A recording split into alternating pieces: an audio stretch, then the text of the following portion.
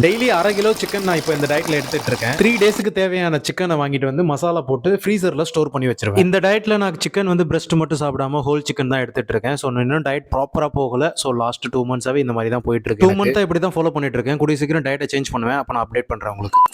இந்த sir weight loss பண்றதுக்காக என்கிட்ட ஜாயின் பண்ணிருக்க என்னோட கிளைண்ட் மதுரையிலிருந்து என்ன பாக்குறதுக்காக சென்னை வந்தாரு. மாங்காடு காமாட்சி அம்மன் கோயில வச்சு மீட் பண்ணேன். இந்த லாஸ்ட் 3 இயர்ஸ்ல நிறைய பேர் என்னோட கிளைண்ட்ஸ் வேற வேற ஊர்ல இருந்து வேற வேற ஸ்டேட்ல இருந்து என்ன வந்து மீட் பண்ணிருக்காங்க. ஆனா யாருமே எதுவுமே இது வரைக்கும் வாங்கி வந்து கொடுத்தது கிடையாது. நான் எதுவும் எக்ஸ்பெக்ட் பண்ணல, தப்பா சொல்லல. அவங்க வந்து என்ன மீட் பண்றதே பெரிய விஷயம் தான். பட் இவரு என் தங்கச்சி குழந்தைக்கு ஒரு கிஃப்ட்டும் ஒரு பழம் வாங்கிட்டு வந்து எனக்கு கொடுத்தாரு. அதை பார்க்கும்போது கொஞ்சம் ஹாப்பியா இருந்துச்சு. ஸோ அதுக்கப்புறம் அந்த பழத்தை நான் எடுத்துக்கிட்டு அந்த கிஃப்ட் எடுத்துட்டு போய் என் தங்கச்சி பையனுக்கு கொடுக்க போயிட்டேன். பாப்பா திறந்து பார்த்துச்சு.